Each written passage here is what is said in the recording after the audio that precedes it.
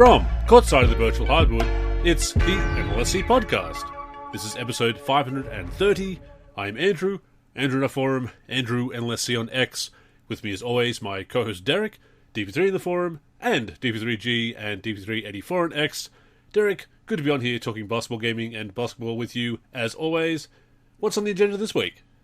We have three topics to discuss, Andrew. One, the NBA Live 2001 Legends getting a response from Dale Davis related to a NBA Live 2004 game poll that they posted on Instagram.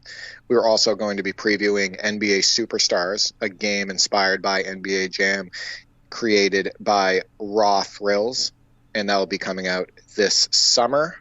And lastly, our main topic, which is using today's technology, what past NBA season would you choose to have a game centered around? Meaning the game would be all about that season, menus, the career mode, all players, teams accurate, etc.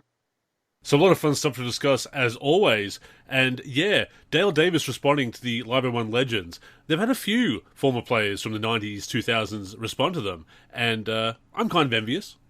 Yeah, I think it's awesome. And as Roger stated, when he got the response from Dale Davis, him and Nate were just dying, right? Like, this is what it's all about. They use these players on the basketball video games every time they get together or put on the game. And just to have one of them respond is just perfection. And so basically it was a Blazers versus Jazz matchup. And he put a poll out there. Who do you think will win? You know, the Blazers or the Jazz in this NBA Live 2004 matchup, and obviously Dale Davis is on the Blazers at that point. And he sent Dale Davis a screenshot on Instagram, and Dale Davis responded, "Bro, you still have this game?" And just getting that response, just the fact that Dale Davis checked his Instagram DMs and responded to an NBA Live 2004 poll, it just doesn't get any better than that. And I wanted people to understand that Dale Davis was a very good NBA player, 6'11", 230, played from 1991 to 2007. He had a long career from age 22 to age 37. In Live 2004, which reflects the 02-03 season, Dale Davis was age 33. Playing for Portland, as I stated. He played all 78 games, started all 78 games, 29.3 minutes a game, shot 54% from the floor, 7.4 points, and per usual, great at rebounding, 7.2 rebounds. You and I, obviously, most fond of Dale Davis when he was on those Pacers teams. In the early, mid, and late 90s. Dale Davis was always an enforcer. He averaged 10.9 rebounds a game in 93-94 at his peak. Also 1.6 blocks a game that season. But always a reliable player and one of the enforcers of the 90s that we always loved. Oh, absolutely. And pairing up with Antonio Davis, no relation, on those Pacers teams, of course. And I haven't had an NBA player slide into my DMs as yet, Derek, but I have had D. Brown, your favorite player, one of your all-time favorite players, like one of our Instagram posts, NLSC Basketball on Instagram, when he was tagged and hashtagged on a post that I had a screenshot of him. And also Larry Johnson liked a clip from NBA Jam on Fire Edition with him in it and followed us back. So that was cool. Yeah, I mean, like I told you, when I was younger, I met D. Brown at our local mall. He was signing autographs, and then they had a court set up at one part of the mall and did like a horse competition. And I'll never forget that moment, meeting my favorite NBA player at the time. I also want to point out that I also had interactions with Mark Price, a couple. He responded to an NBA Showdown tweet that I had sent. Yes. I was hitting a bunch of threes with him, and his response was, "Why am I left-handed?" And just the fact that he was watching my video of him on the virtual hardwood knocking down threes from all over the court, that made my day. And he's right. He's not supposed to be left-handed in NBA Showdown for the Sega Genesis, but if you remember correctly, they made like all players left-handed. I don't understand why. I don't know if they just didn't think about it. I don't know how they couldn't. But the players that are right-handed in real life, they're left-handed in that video game. I also had a response once from JJ Redick, who I absolutely can't stand, who's just a media mouthpiece now, where I confronted him about him basically crapping on the past NBA, like on the athletes from the 60s, 70s, and 80s and whatnot, and some of his controversial takes. And his response to me was, that's not what I said, but it was a nice game of telephone, trying to like basically state that there was a miscommunication. Sure. Or like a misunderstanding. And it's just like such a snobby response. It's just exactly what you would expect from JJ Redick, which, by the way, I put his quotes in the tweet. Like, it's exactly what he said, but he still tried to fight me on it. And then I also had a response once from Scott Van Pelt of ESPN. So I think Twitter, honestly, is, and obviously known as X now, is the best platform to interact with players. Current, former, media members, all of that. I've always had the most interaction on that platform. Oh, yeah, and it can be fun to have these interactions with celebrities, athletes, etc., especially if you are a fan of them, and and if it's a pleasant interaction, obviously. I just remembered also that Kenny Anderson retweeted one of the NLSC account's tweets where I put up a video of him and Derek Coleman in NBA Jam Tournament Edition, and I think Derek Coleman might have liked and retweeted that as well. But yeah, it's definitely cool, and those guys have had some pretty fun interactions with those former players. I think it might have been Greg Ostertag checked in with them once and said, hey, how's the series going? But yeah, JJ Redick, future Lakers coach, apparently, possibly. Yeah, you kind of saw that coming, though, right? Yeah. I mean, with sit-downs with LeBron and the big spectacle that was, and the quote-unquote chemistry between the two, and him obviously being eligible as a former player who had a long career in the NBA. I wouldn't be surprised to see it happen, but that drama will be a lot of fun for social media, won't it, Andrew? Oh, sure. It's going to be under a microscope, and everybody's going to be talking about it, and every success, every failure, every interaction between Redick and LeBron, et cetera, it's just going to be, plastered all over social media and put in our face. Before we move on to talking about NBA superstars, I wanted to do a quick PSA. So we have a member of the NLSC community that reached out to me, stated that they were going through a really hard time. They stated they were having a rough week. But I just want our listeners to know that it's very important to keep your head up, and at all times. I've gone through a lot of tough situations in my life, and sometimes what gets me through is just reminding myself to be thankful for the things that I do have and the things that I can do. Something as simple as the ability to walk, the ability to see, the ability to interact, the ability to cook, the ability to, see certain people in my life that I love, like my two brothers and whatnot. I think it's incredibly important to also keep in the front of your mind the idea that you can always improve certain aspects of your life. There's always something you can improve on. You can dig yourself out of these bad situations. And a lot of it is just keeping a positive attitude and taking it one step at a time.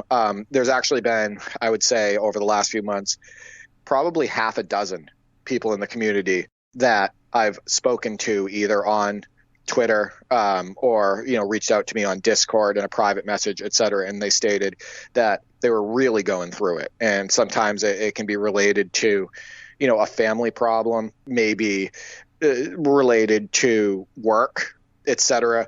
But I think it's important to keep these two things in mind. One, remind yourself of what you do have, what you can do, and how amazing that is.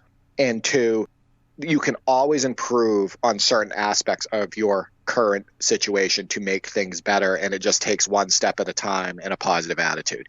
So I just wanted to get that out there because, we're basketball gamers, right, Andrew? Of course. So like we love playing basketball video games. It's one of our passions. Sometimes it's an escape for a lot of us, but we're not all pawns that just play video games, right? No. We're human beings. Exactly. And there's so many members of this community that are just absolutely awesome people, and I wish them well. So I just wanted to get that out there. And look, it is very helpful to be able to distract yourself with your hobbies and your passions, basketball gaming, video gaming in general, TV shows you like, movies, etc. And I absolutely recommend that. But no, I definitely second what you say there. Keep your heads up. There are a lot of people going through some rough times at the moment. We all go through these challenges from time to time. I don't say that to minimize anyone's difficulties and struggles. I advocate getting help wherever possible. But yeah, fellow basketball gamers, keep your heads up. It'll get better. Yeah, human beings, you're amazing, right? Yeah. The abilities that we have, our brains, the stuff that we can do. I believe that every single person that listens to this podcast that might be going through a tough time, I believe in you that you can get out of it, right? I believe that things can get better for you if you take the necessary steps that I mentioned and keep certain things in mind. But yes, Andrew, let's get to another positive. NBA Superstars. So this game is obviously inspired by NBA Jam. And look no further than some of the people who work for Raw Thrills being former Midway employees, right? And as everybody knows, Midway is responsible for some of the NBA Jams of the past. So there's going to be passion behind this project, right, Andrew? And this game comes out in arcades this coming summer, 2024. So I'm going to give the description. So NBA Superstars, an arcade basketball game that features 120 NBA players from all 30 teams and a 3 versus 3 format.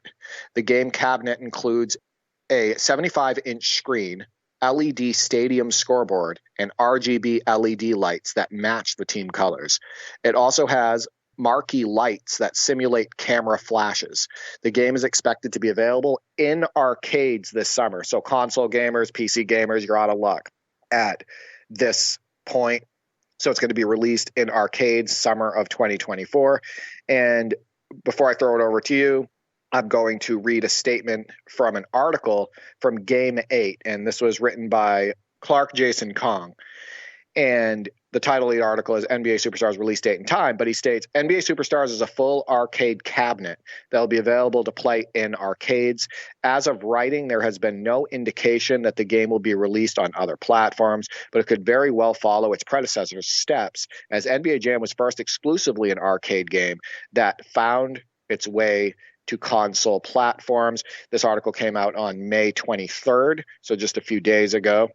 And it states, NBA Superstars is currently not available to pre-order through conventional means due to it being a full-fledged arcade cabinet with all sorts of bits, bobs, and accessories. It will eventually find its way to physical arcades throughout the United States, where players may get their hands on it. There may even be a chance to purchase the entire cabinet for oneself. However, no information has yet to be released by the publishers or distributors on how to do so.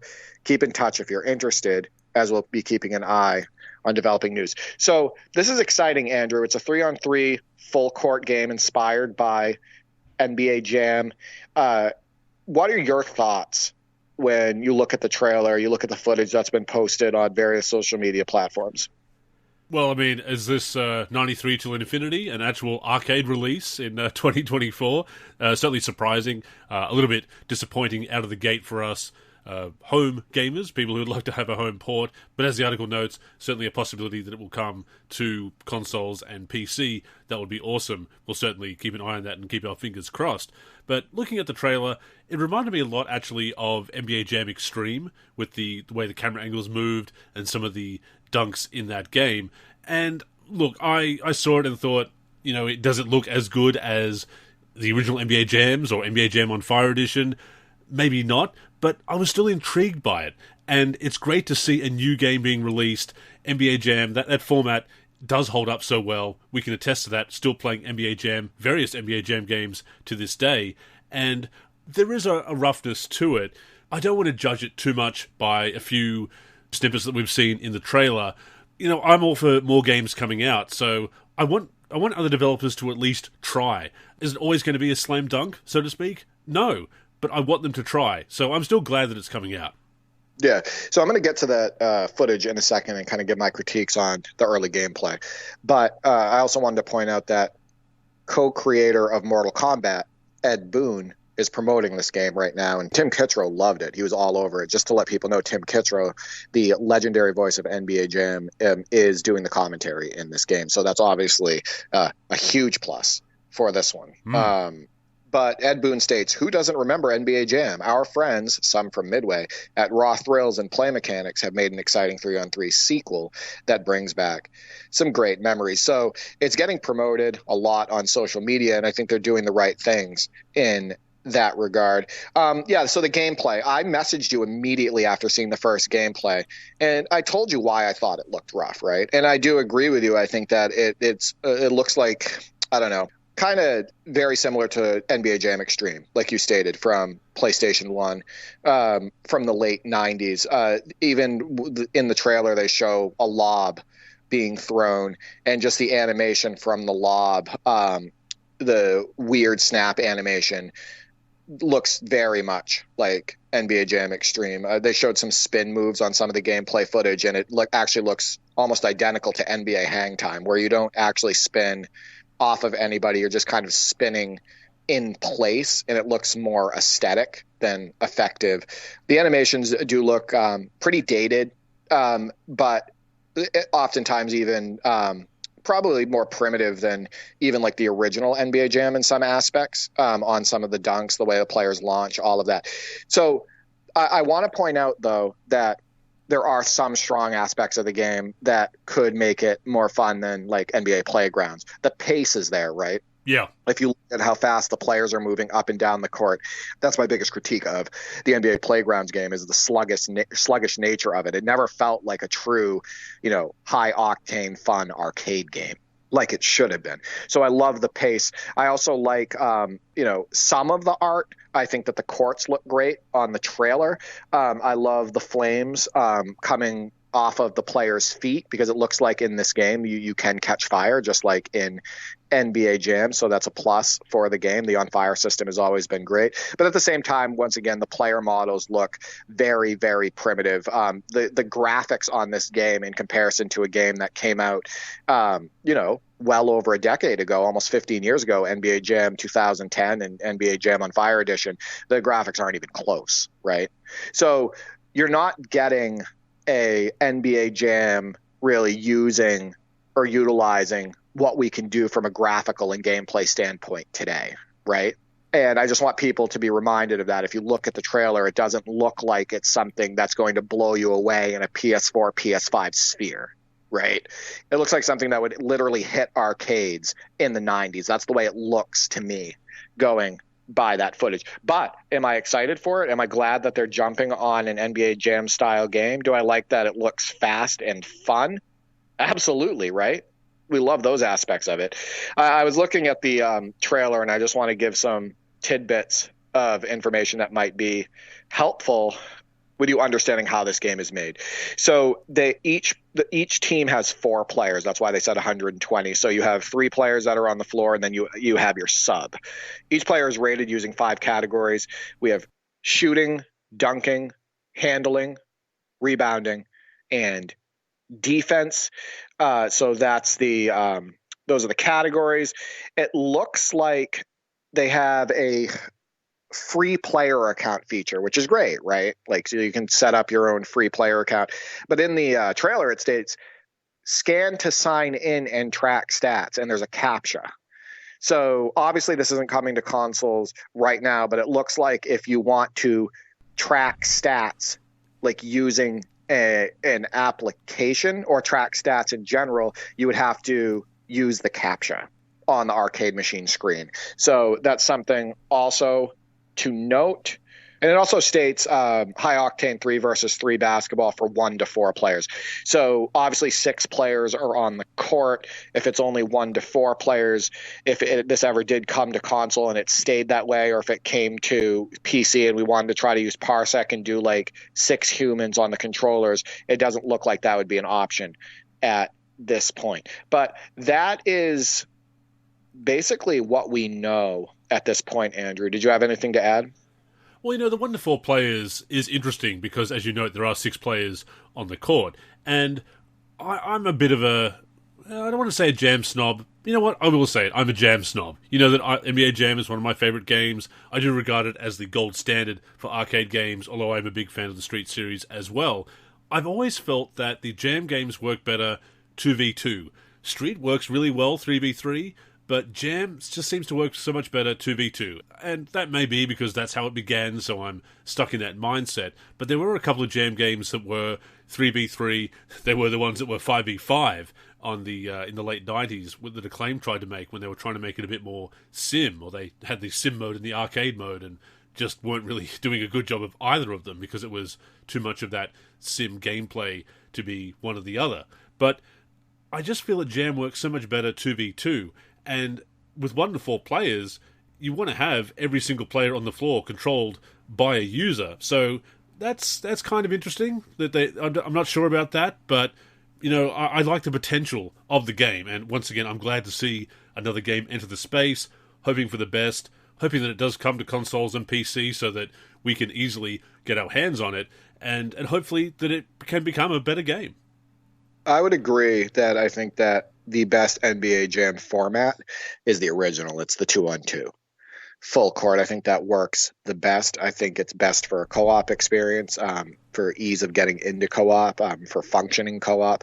I also think it's the best for against, right? So I definitely agree with you there. And yeah, we have some critiques over the trailer. We're always going to, be honest about how we feel about early gameplay upon release, etc.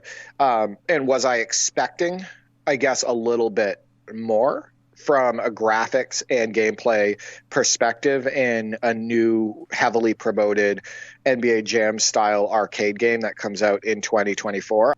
I would be lying, Andrew, if I said that I didn't expect a little bit more. But gameplay is paramount.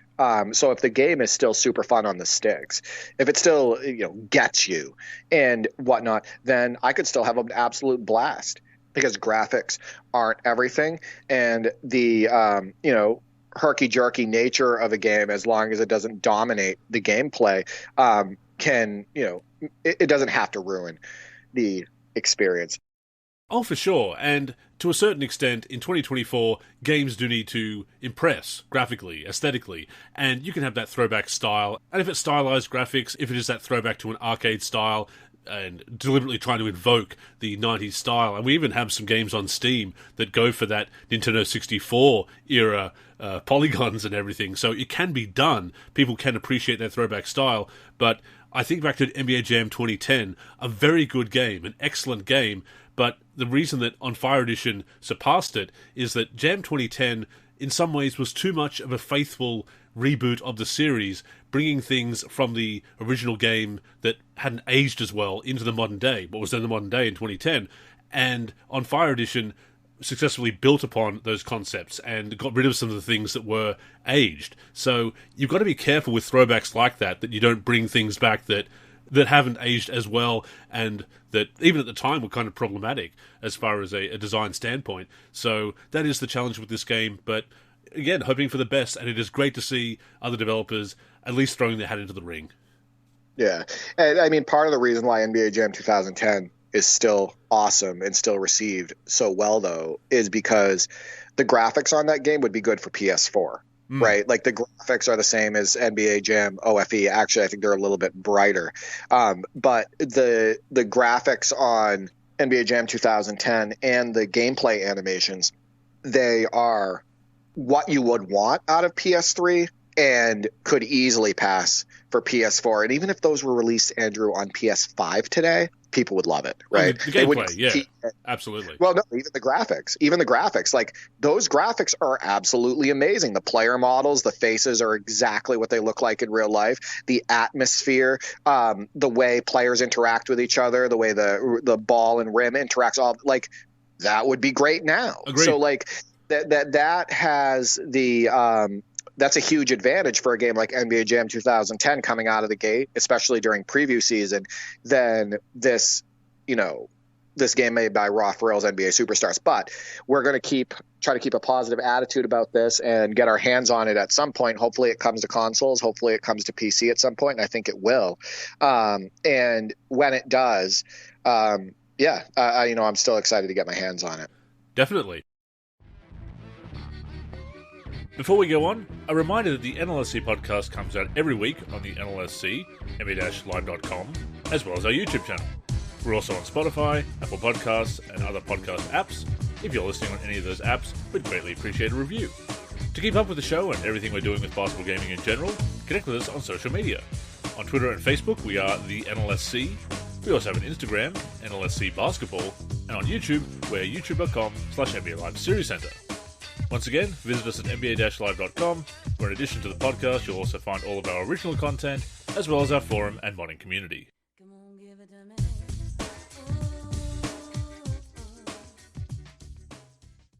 So let's get to our main topic, which is also the mailbag. And my question for the community was, using today's technology, what past NBA season would you choose to have a game centered around? Meaning the game would be all about that season, menus, career, all players, teams accurate, etc. So Andrew, I couldn't pick just one season, so I have a few seasons to talk about during this segment. Yeah. And so why don't we start with you? What's a season that you would love to have a basketball video game centered around using today's technology? Well, my top pick is going to be very predictable. And to that point, before I get into it, would you like to hazard a guess? 95, 96. That's one of them. That is definitely a candidate. And it was very hard to pick 96, 97, or 98. And I'm actually going to go 1998. And that may be surprising because it is, in many ways, the weakest championship, or the one that was in the most peril, but that also makes it very special as well. But 1998 was kind of peak Andrew's interests, basically. We have a free-to-air channel here in Australia, Channel 10. Back in 1998, it was showing the wrestling, WWF, now WWE, of course. It had the NBA as well, and it also had The Simpsons. So you had Simpsons in its golden era, you had the NBA with the Bulls at the height of their power, or close enough to it. They were the defending champions and would be the champions that year as well. And you had the Attitude Era in WWF. And all on Channel 10. Channel 10 was the channel for young Andrew back then in 1998. And WWE 13, the wrestling game, had a celebration of the Attitude Era, where you went back and played with the wrestlers as they looked at the time, and replaying all the classic matches and reliving the stories of that time. So, for synchronicity, I would love to see a basketball game set in 1998 with modern technology, kind of like WWE 13 did with the Attitude Era there, and replay The Last Dance. Now, it is tough because 96 is such a memorable season, obviously, and I love NBA Live 96, so it would kind of be like a revamped, enhanced version of NBA Live 96 in that regard, and 97 is very special as well. I love every single season, and also 1998, you're losing Marv Albert for personal reasons. We won't get into those. You can look that up if you are so inclined, but yeah, I'll actually go 98 because of that synchronicity with the Attitude Era and sort of having all of that stuff that I love from that year represented on the virtual hardwood. I could have sworn you would say 95, 96, but by doing 97, 98, you also get, that amazing 96, 97 rookie class in there, right? Yes. Kobe Bryant and, and Allen Iverson and Ray Allen and Steve Nash, et cetera. And then also KG was a rookie in 95, 96, but you get a more mature, better numbers KG in 97, 98. So I agree. You get that that 95, 96 draft class, the 96, 97 draft class. They're no longer rookies anymore. That would be great to have represented using modern technology today. So I chose 3 seasons in the 90s. But 95, 96, and 96, 97 are kind of interchangeable. I don't care which one that would get chosen. I love both of those seasons. But I want to bring up 95, 96, Andrew, because that was my first choice for the 90s. For our listeners, the amount of talent that was on display in 95, 96 is just unreal. Listen to some of these names. These are players that were in the league at the time in this season. So Michael Jordan, Hakeem Olajuwon, Patrick Ewing, Shaquille O'Neal, Karl Malone, David Robinson, Clyde Drexler. Magic Johnson made his return in 95, 96, Andrew, as you know, and he started a handful of games as well, averaged 14 points a game. Alonzo Mourning, Charles Barkley, Grant Hill, Penny Hardaway, Latrell Sprewell, Chris Webber, Larry Johnson, Shawn Kemp. Shawn Kemp was at the peak of his powers, Andrew. They made the finals that year. Rookie KG, Dikembe Mutombo, Reggie Miller. Reggie Miller was going toe-to-toe with the New York Knicks, Andrew. Glenn Rice, Gary Payton, John Stockton, Scottie Pippen. And think about how many of these players are in their prime or putting up some of the best numbers of their career. Dennis Rodman, Jason Kidd, Tim Hardaway, Mitch Richmond, Jamal Mashburn, Arvydas Sabonis, Glenn Robinson, Cedric Ceballos, Sean Elliott, Detlef Schrempf, Michael Finley, Isaiah Ryder, Steve Smith, Jerry Stackhouse, Dan Marley, Eddie Jones, Antonio McDyess, Nick Van Exel. Like, listen to all of these names, Andrew. The talent in 95, 96 was just absolutely unreal.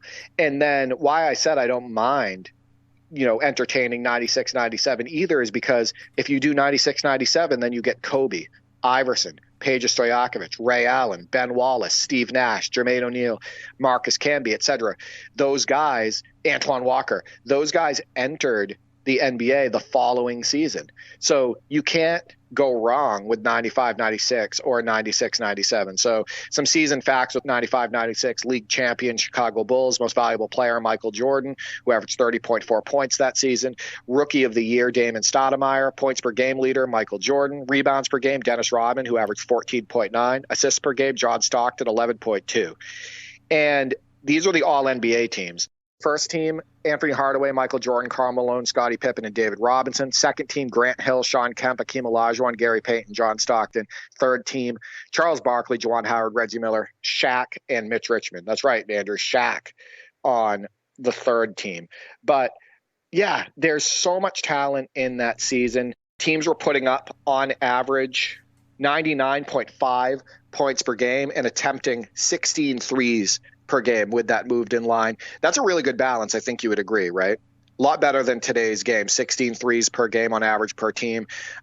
League leader in scoring for a team that season was the Chicago Bulls at 105.2, and their finals matchup, Seattle Supersonics, were second at 104.5. The three-point percentage was 36.7 for that season on average for the league. But yeah, I mean, you wouldn't be opposed to 95, 96, or 96, 97 being represented in a new game.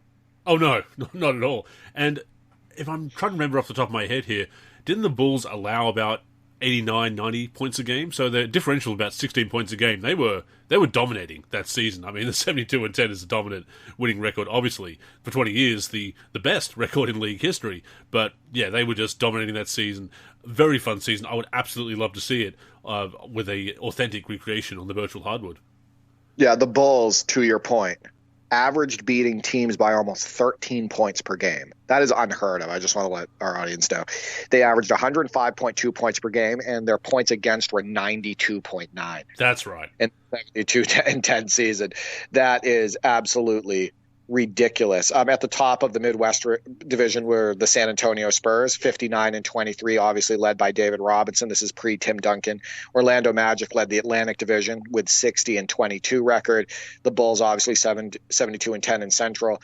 And then the Pacific division was the Seattle Supersonics, 64-18, and they averaged beating opponents by about 8 points per game. But listen to these names for the top 6 leaders in scoring that season: Michael Jordan, Hakeem Olajuwon, Shaquille O'Neal, Karl Malone, David Robinson, and Charles Barkley. Doesn't get much better than that. So what's your next season? Well, of course, 1996 and 1997 are kind of the interchangeable or the secondary picks behind 1998. Another pick that I have is the 2002 season. And this is nostalgic for me for many reasons. Michael Jordan's comeback, it was the season as I was finishing high school. I really loved NBA Live 2002. And it's that transitional period. You can see the stars from the 80s and 90s are starting to wrap it up. You can see the stars that came along in the late 90s, Kobe, Tim Duncan, etc., KG. They're starting to really become the faces of the league. So it's that next step forward, but there's still kind of a transitional period going on there where you still have some of those big names from the time, and some of them are familiar faces in unfamiliar places. And of course, my NBA eras in NBA 2K now does have the 2003 season as a starting point. But yeah, I would love 2002 as well. Again, a remake of a game that I really love, Live 2002. I have warmed up to the Wizards Jordan years, as weird as it is to see him in a Wizards uniform rather than a Bulls jersey. But yeah, I love that as a setting for a modern game with a throwback season. So get this. My season choice for the 2000s was that same season, the 01-02 NBA season. I mean, you got Dirk in Dallas, Iverson with Philly, Duncan in San Antonio, David Robinson also in San Antonio, Shaq and Kobe in LA, Weber and Page in Sacramento, Pierce and Walker in Boston, Garnett in Minnesota, T-Mac in Orlando, Carter in Toronto, Peyton in Seattle, Malone and Stockton in Utah, Steve Francis in Houston. What's the commonality there? Those are players that are where they should be, right? That's the way you remember those players. I think it's a special time in the NBA. I think Tracy McGrady and Vince Carter were getting basically at the peak of their powers. Dirk was hitting the peak of his powers. Iverson had just made the NBA Finals and was a face of the league. Duncan, already an NBA champion with David Robinson. Peyton still, handling the reins over there in Seattle. Shaq and Kobe working on their three-peat. Weber and Pager, one of the most exciting teams, probably the most exciting team in Sacramento Kings history. There's a lot of history there with the names that I just mentioned, the teams that I just mentioned. And like I said, players where they should be. I think that Michael Jordan coming back to the Wizards and, by the All-Star break, the Wizards being top 4, top 3 in the East and him being an MVP candidate and still being able to do the things that he did makes it special as well. And the All-NBA teams for the season, first team was Kobe, Tim Duncan, Jason Kidd, Tracy McGrady, and Shaq. Second team was Kevin Garnett, Allen Iverson, Dirk Nowitzki, Chris Webber, and Gary Payton. Listen to that second team, Andrew. In my opinion, that would be an absolute first team this in today's NBA and I don't know, most seasons in NBA history. Kevin Garnett, Allen Iverson, Dirk Nowitzki, Chris Webber, and Gary Payton. That's unreal. And then listen to this all defensive team. First team, Tim Duncan, Kevin Garnett, Gary Payton, Ben Wallace, and Jason Kidd. I also think that this season might be the most perfectly balanced NBA for my enjoyment that there was, to be completely honest with you. So in this season, the highest points per game for a team was 105.2, but only 5 teams scored over 100 points a game. The league average points per game were 95.5, and the 3-point attempts per game were 14.7. That means that you got the variety that we loved, Andrew, right? Hitting the high post, hitting the low post, kicking it out for a 3, all of that, hitting players off screens for 3s. I think it's might be the best balance for basketball. The game was still physical. Hand checking was still allowed. So, yeah, I love that 01-02 season. A lot of great teams, a lot of great players. Like you said, a lot of veterans on their way out, but oftentimes still contributing, Hakeem with the Raptors and whatnot. But yeah, I agree with you on that season. I'm not surprised that we have some overlap with these with our seasons because we are the same age. We do have very similar tastes when it comes to basketball, obviously. I was trying to think of one a little bit later, and it's difficult because the further along you get, the more you have mechanics in games set in those seasons when they were new that resemble a modern game, so to speak. Like, I was thinking of the 2011 season, for example, but 2 problems with that. One, you actually do have the 2011 season in my NBA eras, so we already have that. So it's which is fine, and I don't want to discount that as anyone's answer. But I kind of disqualified it as one of my answers because we've already got it. Plus 2K11 was such a fantastic game anyway that does still hold up. So for me, it's hard to pick anything past the mid-2000s based on that criteria. But to that point, I'll say the 2006 season. We had an NBA Finals where we were guaranteed a first-time champion, the Mavericks and the Heat. Neither had won a title to that point. The Bulls were on the rise, so I can enjoy that. A lot of the great stars of the 2000s were established. Some great video game teams like the Nets with Jason Kidd, Richard Jefferson, and Vince Carter, obviously. So I really enjoyed the mid-2000s and the rise of the Bulls and the stars that were playing at that time. And look, I love Live 06, obviously, but if I could get an enhanced version of Live 06 with some of the developments that have come along since then, I'll take it. Yeah, so honorable mention for me outside of 0102 was either 0506, 0607, or 0708. Right. I think that the mid-2000s was incredibly strong for the NBA. I think it was the peak of powers for a lot of power forwards in the league, point guards as well. I think that the game was once again filled with that variety that we loved. You had your three-point shooters throughout the league, teams that could really light it up from beyond the arc, but the three-point shot hadn't taken over the game. They were still allowing physicality, even though the hand-checking rule was, basically in place to try to stop some of that hands-on defense. The games were still pretty damn physical. The All-Star game was fun. The All-Star game, people tried, Andrew. Yeah. Right? The players were trying for a lot of it. And there was true competition and whatnot. The All-Star festivities overall just blew away what we have today. So, yeah, those 3 seasons I definitely wouldn't argue against. For my next choice, I want to bring up 92-93 because I said that there was another season in the 90s that I would love to see come back. The talent this season, and there's a lot of people who think that this might be the greatest NBA season ever, the greatest collection of talent ever, etc. The league champion was the Chicago Bulls. Obviously, they beat the Suns in the finals with Jordan averaging like 40 points per game. Most valuable player was Charles Barkley, who averaged 25.6 points, 12.2 rebounds, and 5.1 assists. Rookie of the year was Shaq. Listen to these rookie numbers, Andrew: 23.4 points, 13.9 rebounds. Jordan led the league in scoring. Rodman, with 18.3 rebounds per game, led the league in rebounds. Stockton, 12.0 assists. New York Knicks were top of the Atlantic Division, 60 and 22. Bulls, Central Division, 57 and 25.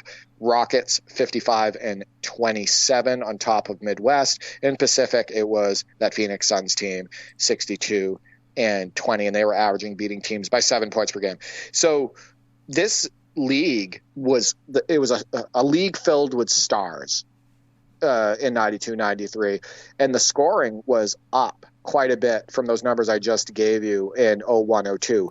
The average points per game per team, Andrew, was 105.3, and only 9 threes were put up per game in that season on average per team. The MVP was Charles Barkley, Rookie of the Year Shaq, and Defensive Player of the Year was Akeem.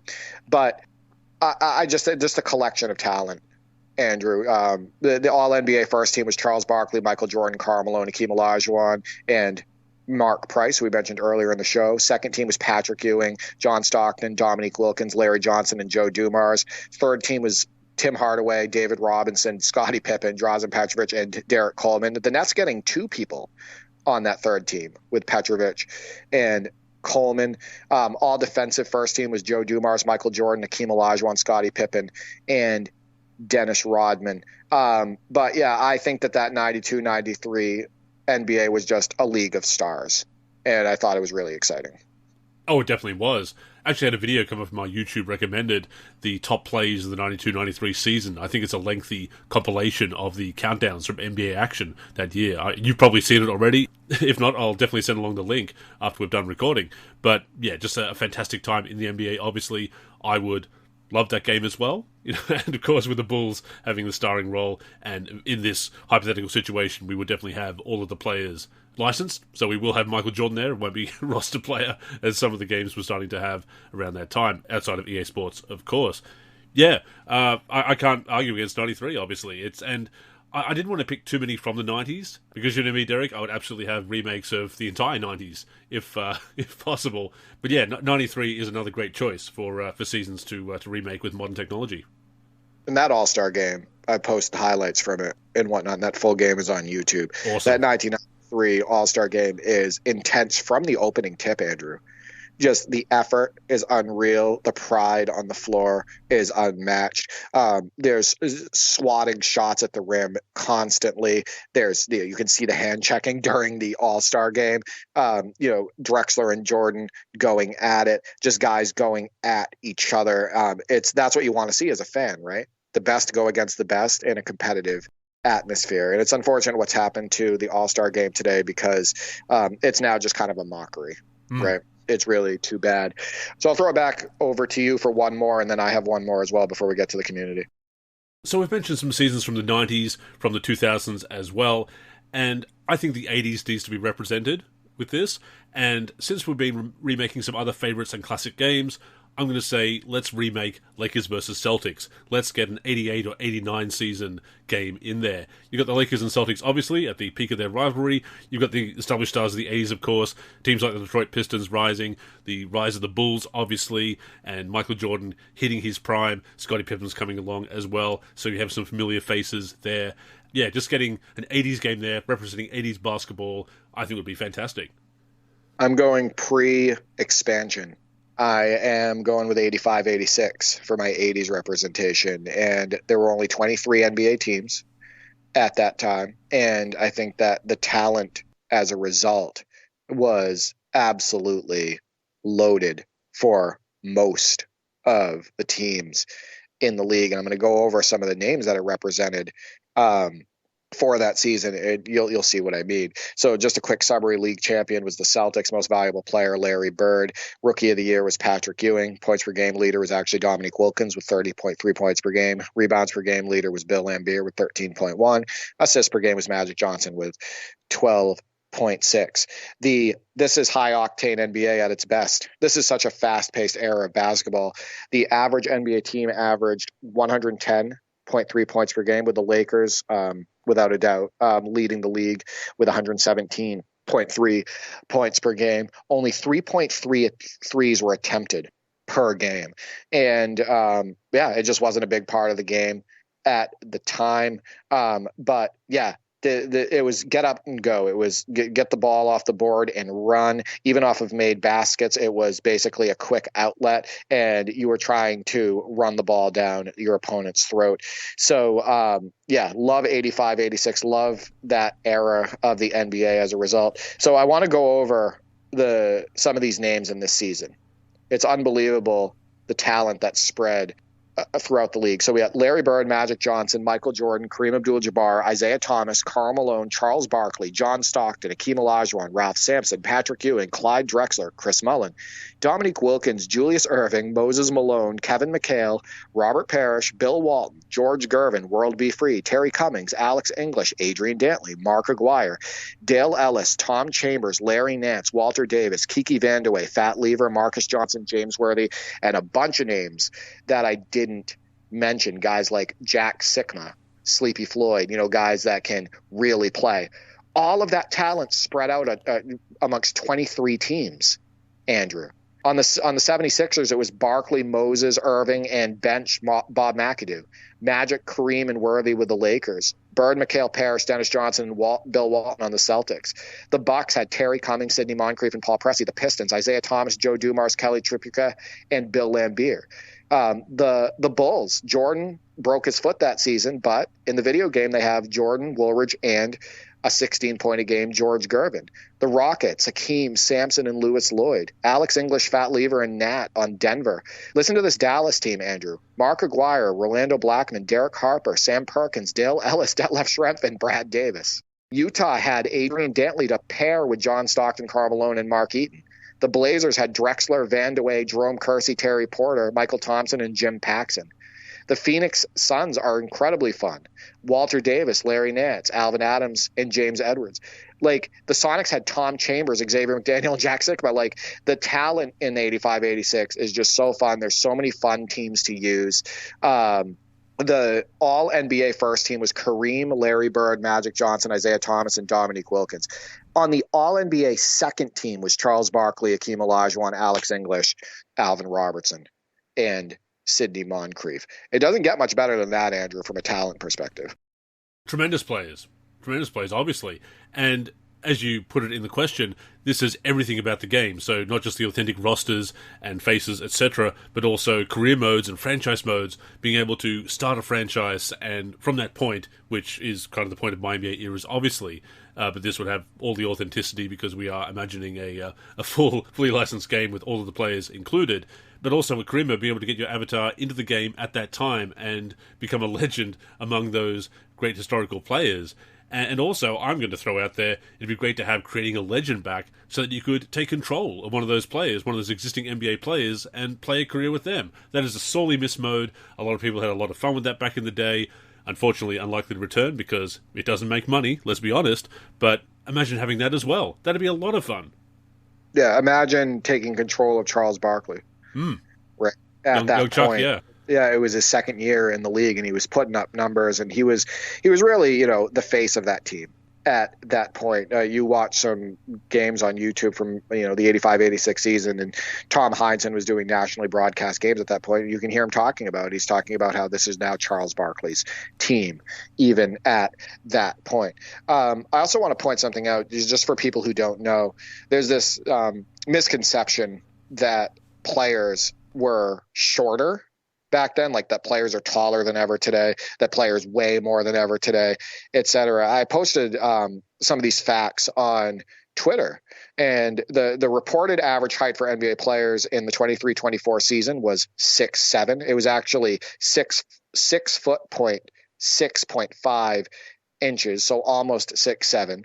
Basketball Reference shows the average height for NBA players stayed at 6'7" from 1980-81 through the 17-18 season, and it was 6'6" between 62-63 and 79-80.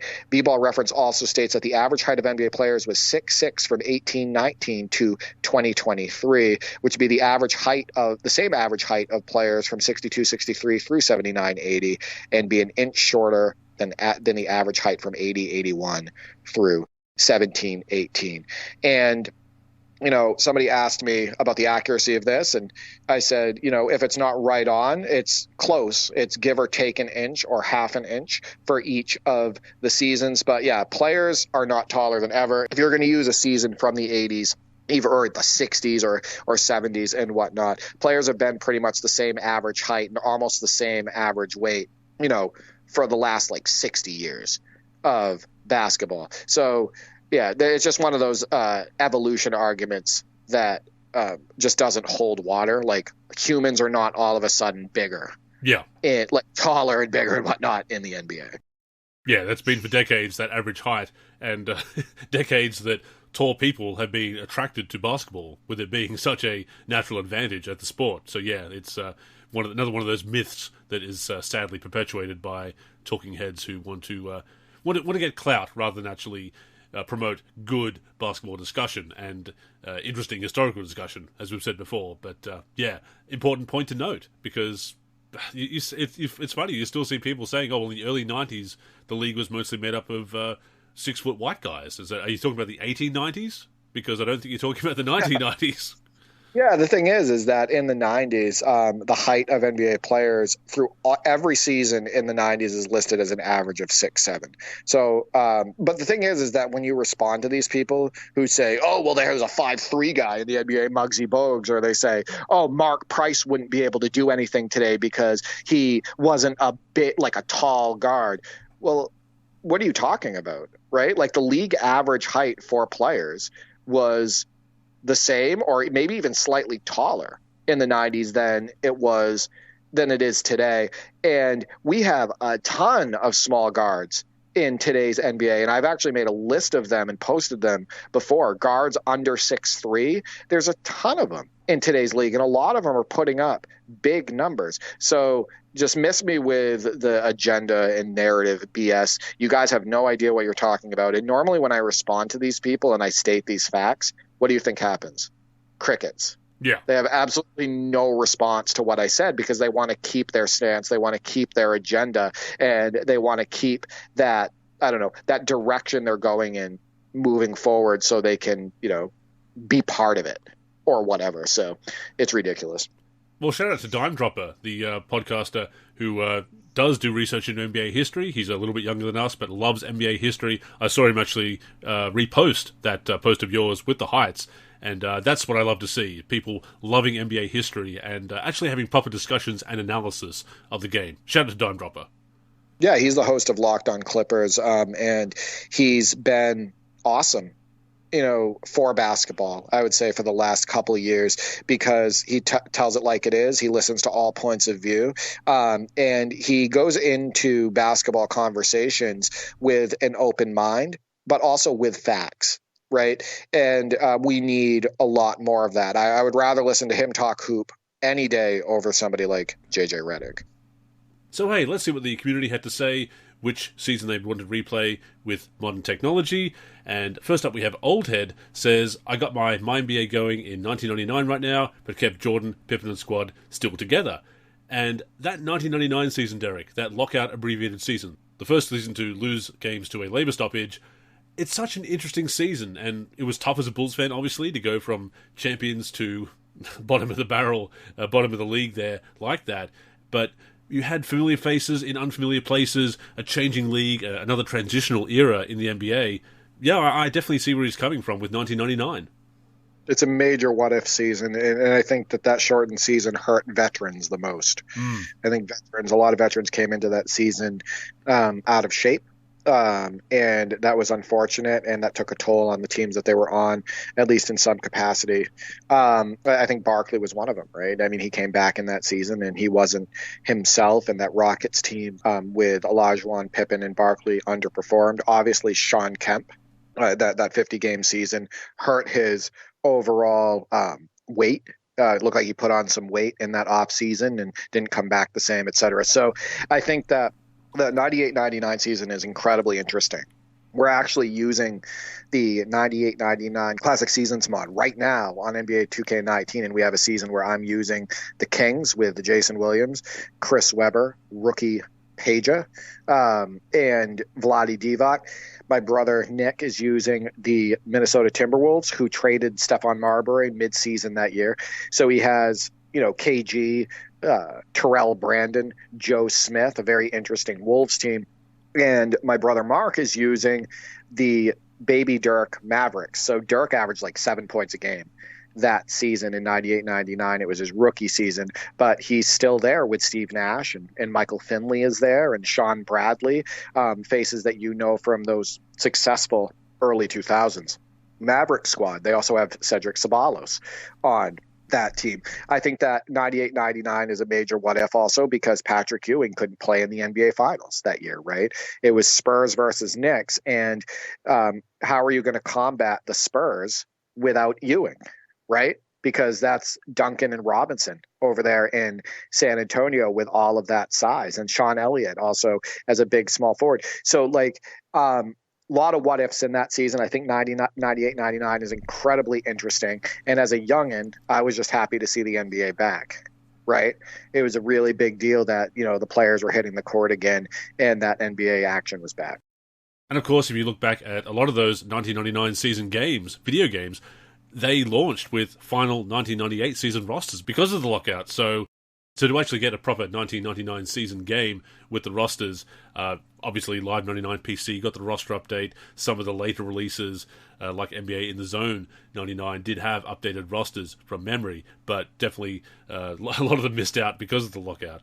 But you want an obscure name from the 99 Timberwolves, Derek? Andre Patterson.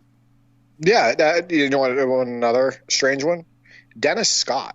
Yes. People probably don't remember that, but Dennis Scott actually appeared for the Wolves. I want to say he started 7 games.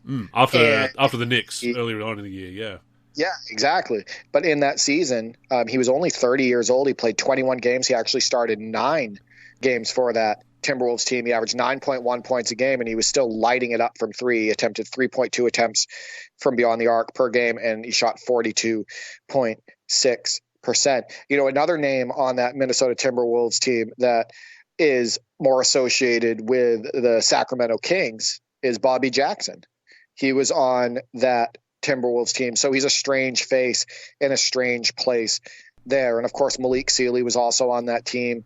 Anthony Peeler, who could light it up from the beyond the arc. And Rasho Nesterovic as well as I do, most fondly as a member of the Spurs, right?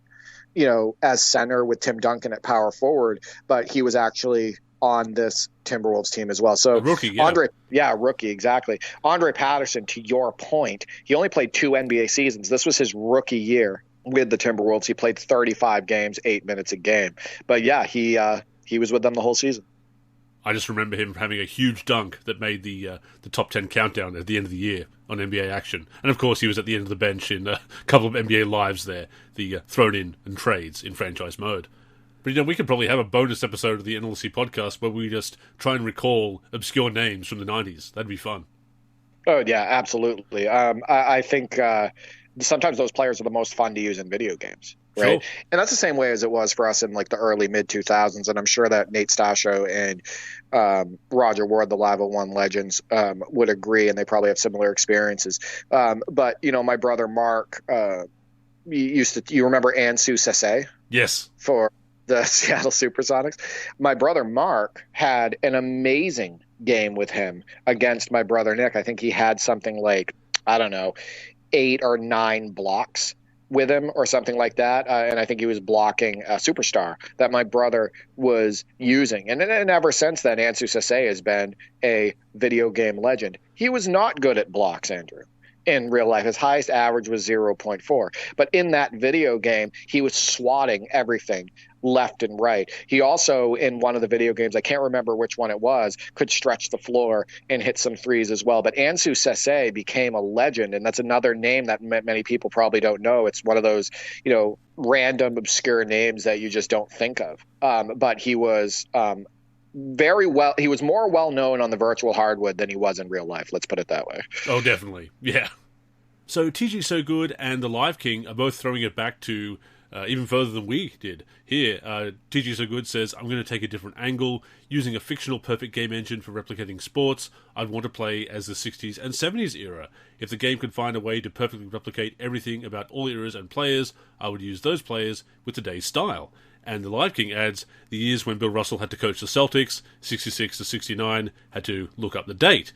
And taking it back that far, because obviously we do have video games from the 80s that represent actual NBA players, but those years, there are those early games on the radars, obviously, the radar systems, but actual proper video games replicating such early times with modern technology. And of course, if you had the 70s, for example, you could have competing NBA and ABA seasons and interleague play. A lot of fun possibilities there. I love TG So Good's idea, and I want to add that what would make that game so special is if you made the players play according to the rules at that time, meaning you have to keep your hand on top of the ball when you're dribbling, right? Like I'd want crossovers to look like they did back then, where players weren't putting their hands on the side or under the ball like they do today or during the Iverson era and whatnot. I'd like to see, people more relying on their dominant hand as a result, because you weren't able to, get away with, palming, carrying, traveling and whatnot with your offhand. So I would also like to see shooting forms and whatnot represent what they were back then. And you know what? Give me a black and white filter, Andrew. Sure. Right? Give us that black and white broadcast or the early days of color broadcast. Tinny sound. Take 3-point line. Right, exactly. TV set, all of this stuff. So I love that idea. And I also want to point out very interesting idea too from the Live King, because you don't see that today, right? You don't see a player coach. You don't see a player, who's on the floor being the coach of the team. When you look over on the sidelines, you see, a guy in a suit, or in today's NBA, a guy in a windbreaker or whatever, or like they don't dress the same as Stu, right? Remember Pat Riley dressed to the nines and whatnot. But I remember, of course, Don Nelson and his fish tie, a classic. Oh, yeah. I mean, you can't beat Don Nelson in his fish tie. There were some pretty wild styles in the 70s, too, though. Like, look at some of those coaches, some of those sweaters that were being worn. They, as KG said to Craig Sager one time, burn it, right? Like, those sweaters were absolutely Horrible. But yeah, no, I think those are great ideas. I also want to point out that the ABA, it's sad that there's never been a video game made representing the ABA. I would love to see it. If people, a lot of young fans probably don't know that the 3-point line was implemented in the ABA years before it was implemented in the NBA. The ABA was truly ahead of its time. You can routinely see guys like Julius Irving and whatnot in the ABA, shooting 3-pointers from that line. I think that the ABA at the time was also considered more fast paced, and there was just a lot of talent in that league. So I would love to see a game centered around the ABA. And Nate Starshow also cast a vote for the 98-99 season, says Mike Greer would be starting the season as an aging player out of shape and down on his luck, trying for one last chance in the league with a cellar-dweller franchise with an owner who wants to move the franchise to Florida, and you have to win the chip. Very interesting scenario for my career mode, and I love the idea of changing up my career by having different starting points and not always having your player as a rookie, and that is definitely a fun scenario. Yeah, so I love the fact that somebody else mentioned 98-99, right? Like, I think it might be the biggest what-if season because of what it did to the NBA. Jordan, the face of the league, gone. Announcing it right before the 98-99 season too, Andrew, right? You have that weird pairing in Houston that didn't work out where Pippen and Barkley secretly feuded, and Pippen thought Barkley was out of shape and didn't give a lot of effort. And, Barkley apparently thought Pippen was overrated that season, right? And whatnot. That Rockets team is incredibly strange. And then you have that incredibly stacked Knicks team with Sprewell and Houston and Larry Johnson. And then Patrick Ewing gets injured for the finals. You have the Twin Towers now in San Antonio. It's what a weird season, to be honest with you. And yeah, it would be cool to see a new video game with today's technology representing it. And a sprint with only 50 games. If you got into a hole early, although the Spurs did, you didn't have as long to dig yourself out of it. Exactly. Next up is Thundershack, who of course has created many seasons with his ultimate roster for NBA 2K20. Says 1996-97 makes too much sense. Some great teams / storylines, middle of the second three-peat Bulls, Shaq in LA, Big Three Rockets, etc., plus an absolutely stacked 96 draft class, which is perfect for my league, but also many great choices as rookie rivals from my career story. Also, they did the 50th anniversary celebration, so they can add game modes similar to NBA's Greatest or Jordan Challenges. This is an ideal world where 2K doesn't botch the historic draft classes for my league. If it's mostly for play now, I've got to go with either 2010 or 2011.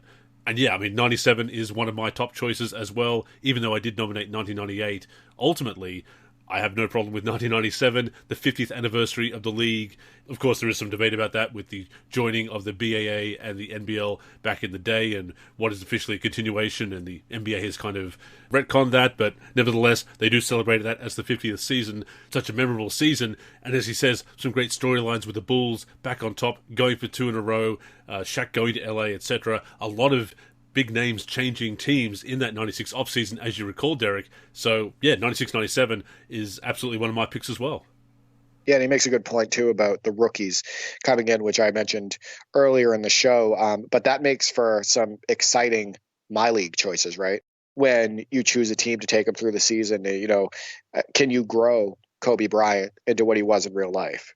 Right? Can you, use Steve Nash and push him into a starting position with the Phoenix Suns? Can you make Antoine Walker successful with that incredibly poor Boston Celtics team that was often injured in real life for that 96-97 season where they only won 15 games? I think it's also, like you said, like creating a legend mode. There's a lot of great players to choose for that. Maybe you want to take Ray Allen in a mode like that. And whatnot, and make him rise up the ranks in the league and become a legend. So, no, a lot of great things with 96-97. And one more from Twitter now, excuse me, X. Teddy Bear the Gamer says 1991, Bulls' first championship, with the gif of Michael Jordan throwing it down. And we know that if Teddy had a game set in the 91 season like that, he'd be making many, many highlights. I think one of the draws of 90-91 is that Magic Johnson and Larry Bird are still in the league. Agreed. I think that's one thing that's a downer about 92-93 is that they're both out. Bird retired after 91-92, and Magic, obviously, due to the HIV diagnosis, retired after 90-91. I think 90-91 was also a league of stars. It was full of talent. Jordan's first NBA championship. The Pistons had won the two prior championships and whatnot. So it was a big year for the league. And I agree, 90-91 would be great. And jumping over to Facebook now, Kieran says the 97-98 season, Last Dance season, and plenty of veteran legends as well as legends just starting their careers. And that's what jumped out at me too, Derek, is having the stars of the 90s, the 80s, 90s still there, but that next generation coming, so you can include the Kobes and the Tim Duncans, KGs, etc. Yeah, and that's why that was like your number one choice. I think that makes perfect sense. Tesh Reef has some familiar choices here as well. Says 1991, what if Magic never retired? I think he means 91-92 there, but certainly that era. 97-98, The Last Dance. 2001-2002, The Return of Jordan. And 2005-06, Kobe Goes Nuclear. Yeah, what's funny about Magic Johnson in real life is that there were a couple attempts at coming back before that 95-96 season, including him playing in the 92-93 preseason with the Lakers, and he looked unbelievable. He looked really good. He wasn't overweight. It's common knowledge that he was a little overweight when he came back in 95-96.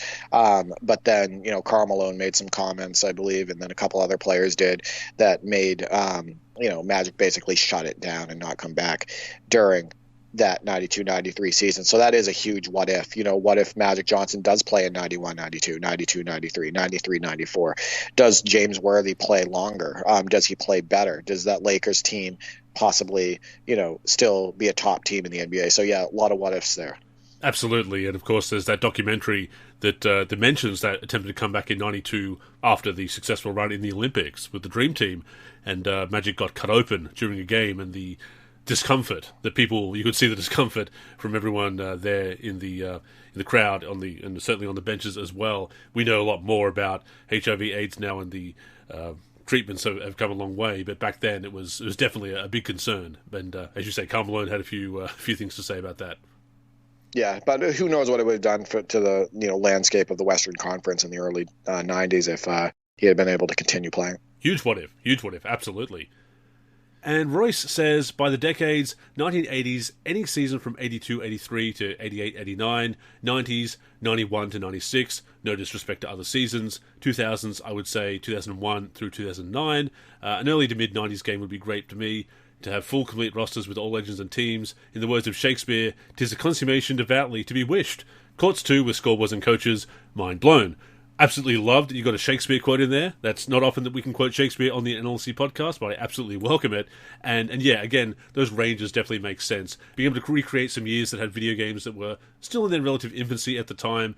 Obviously, great basketball from the 80s. Games definitely primitive at that time, although they are definitely fun to revisit, as we've talked about before. And yeah, I have a lot of nostalgia for the 2000s as well. Yeah, can't go wrong with that. And I agree. I think that seeing a past NBA season from the 80s or early 90s and whatnot represented, or even the early 2000s represented with modern technology is a huge draw. And why do you think those classic rosters, classic season rosters for NBA 2K19, NBA 2K14, NBA 2K13, NBA 2K20 with Thunder Shack, why do you think those are such big hits, right? It's because you get to use players and teams from those 80s and 90s seasons and whatnot with updated graphics, updated gameplay, more mechanics at your disposal from a button standpoint and things that you can do on the court. So yeah, I mean, we are heavily into those NBA 2K19 classic seasons rosters right now, and I'm still updating them and whatnot for the mod. And it's in large part, it's because we weren't able to experience this at this level when we were younger. And jumping over to the NLSC Discord now, ZZB44 says, I'd personally go with 06-07. It was when the 2003 draft class stars were in their early primes, but guys like Shaq, Vince Carter, Jason Kidd, Jermaine O'Neal, T-Mac, and Iverson were still balling out at a high level. Talent was spread around the league pretty well too, so quite a few teams would be fun choices to play as. A lot of video game teams from those mid-2000s. We've talked about some of our favourites before, Derek, and 06-07, a very memorable season. You also post the gif of the famous Baron Davis dunk against the Jazz and the We Believe Warriors, and says put this on the cover too. 06-07, a great choice, and anything to make up for Live 07, Derek, is good in my book. Two things. One, if you do 06-07, you get Iverson and Melo with the Nuggets. That's exciting, right? That team up, and J.R. Smith is there, and Marcus Camby and Kenyon Martin, and it's just a really fun video game team. But also his idea of putting this on the cover, and like you stated, it's that Baron Davis dunk on AK-47. That would be a throwback, right?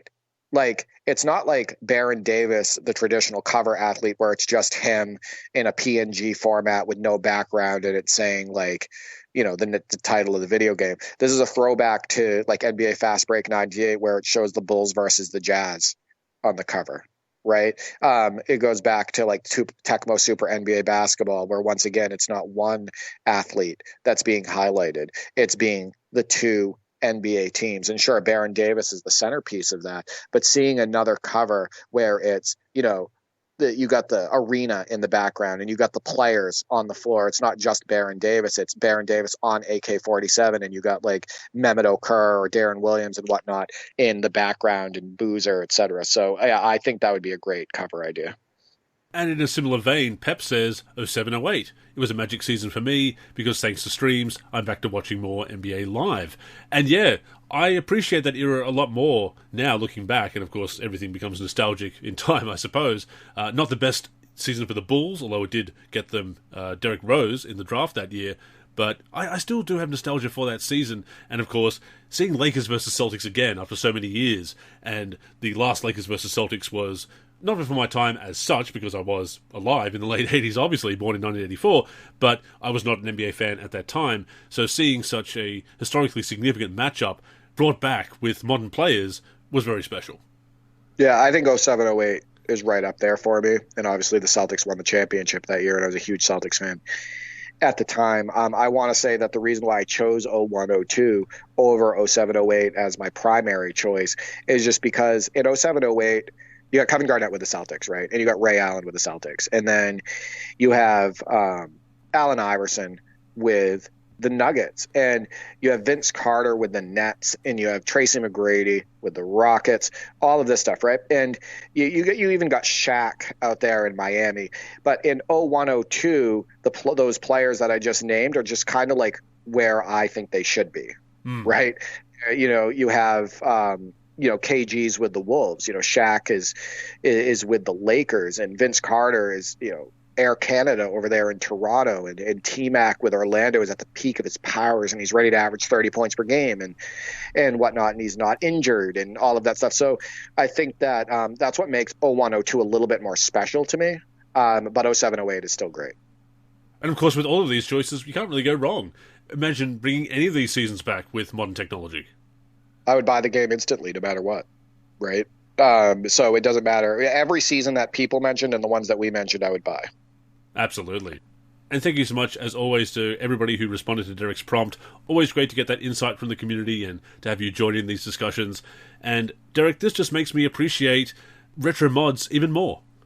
Oh, yeah. I mean, right when I get off this call, I'm going to be editing that NBA 2K19 classic seasons mod. I'm working on 85, 86 right now, and I really love modding when I'm interested in the content, and you know, being able to throw those teams on the floor like you and I did. You know, we did Bulls versus Nets, that 85-86 matchup, and having the court and the Dornas all represent what they were, you know, back then in the 80s, and you know, all the players having cyber faces and the jerseys being correct and all of that stuff. It just, you can get so immersed in it, and it's what we, you know, dreamed of when we were younger and whatnot, and now we can make it a reality. So I think it's awesome. Definitely, and in lieu of having these official products, we can have mods that are so detailed that they look official, and that's just awesome. Exactly. With that being said, that has brought us to the end of this week's show. As always, we thank you for tuning in and invite you to join us again next week and every week, either on the NLSC, NBA-live.com, our YouTube channel, or your podcast app of choice. In the meantime, please connect with us on social media. That's where you can get in touch with us and, of course, stay up to date with all of our content. So, Derek, go ahead and plug the handles. You can reach me on X, formerly known as Twitter, at D4Free84 and at D4FreeG. I'm also on the NLSC, D4Free, and on YouTube, D4Free. As for me, I'm Andrew in the forum and Andrew NLSC on X. The NLSC is on X and Facebook at the NLSC. We're also NLSC Basketball on Instagram and Threads. We're on YouTube at NBA Live Series Center. And of course, keep it locked to the NLSC itself, nba-live.com, for everything we do for basketball video games. So, thank you once again for tuning in, and until next time, I'm Andrew. And I'm Derek. Go get buckets, everyone.